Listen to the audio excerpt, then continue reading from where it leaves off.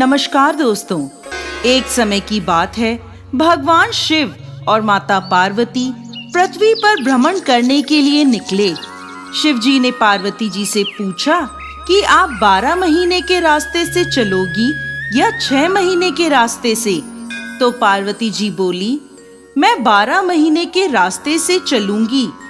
तब शिव जी ने पार्वती जी से कहा कि संसार के लोगों के दुखों को देखकर आप कोई भी हट नहीं करोगी।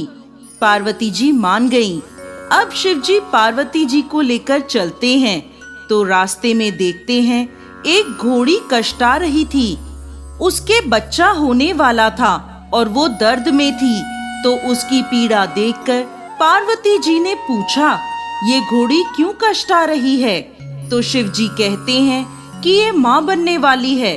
तब पार्वती जी बोली कि माँ बनने में इतना कष्ट है तो आप मेरे तो गांठ लगा दो। शिव जी कहते हैं, अभी आगे चलो। तभी रास्ते में एक राजा का राज्य आता है। वहाँ दूर दूर तक शांति और उदासी फैली होती है। वो उदासी देखकर पार्वती जी पूछती हैं कि यहाँ सब उदास और शांत क्यों हैं?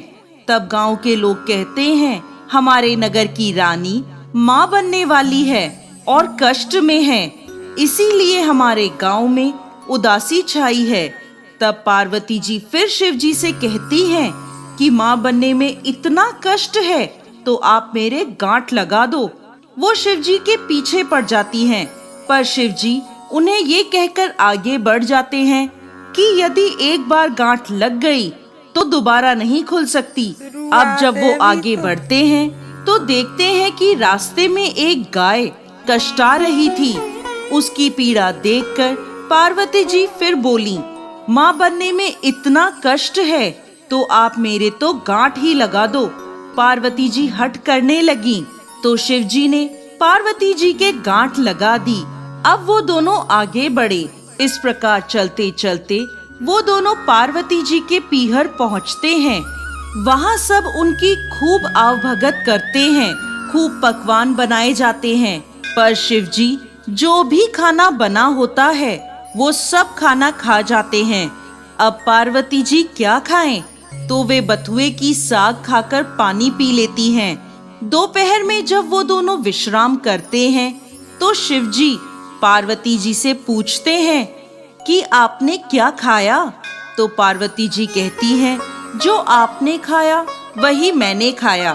पार्वती जी के सोने पर शिव जी उनके पेट की नाभि की ढकनी खोलकर देखते हैं कि पार्वती जी ने क्या खाया।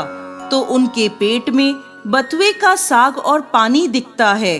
पार्वती जी के जागने के बाद शिव जी उनसे कहते हैं, आपने हमसे झूठ बोला था, आपने तो बथुआ और पानी पिया है।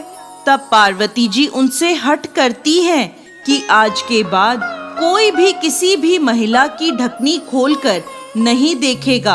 अर्थात आज के बाद कोई भी किसी भी महिला के पेट में नहीं देख सकेगा, क्योंकि किसी भी महिला के पेट में उसके ससुराल और पीहर की लाज होती है। आप वचन दें। तब शिव जी को वचन देना पड़ता है। उसके बाद से अब तक किसी की भी ढकनी नहीं खुलती है। अब वो दोनों वापस कैलाश पर्वत की ओर निकलते हैं तो रास्ते में गाय अपने बछड़े को चाटती हुई मिलती है और खूब खुश दिखाई देती है। ये देखकर पार्वती जी शिव जी से अपनी गांठ खोलने को कहती हैं। तो शिव जी कहते हैं, मैंने आपको पहले ही कहा था कि गांठ मत लगवाओ, लेकिन आपने तो जिद पकड़ ली।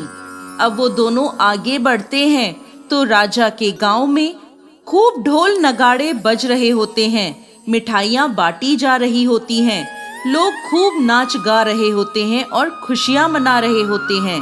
पार्वती जी लोगों से पूछती हैं, यहाँ क्या हुआ? तो सब बताते हैं, नगर की रानी के यहाँ बेटा होने की खुशी का जश्न मनाया जा रहा है।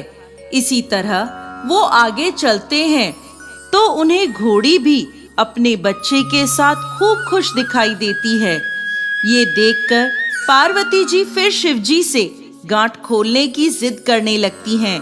तो शिव जी कहते हैं, मैंने आपसे पहले ही कहा था गांठ मत लगवाओ। यहाँ मृत्यु लोक में हर चीज आपको लुभाएगी, परंतु आप नहीं मानी, आपने जिद पकड़ ली।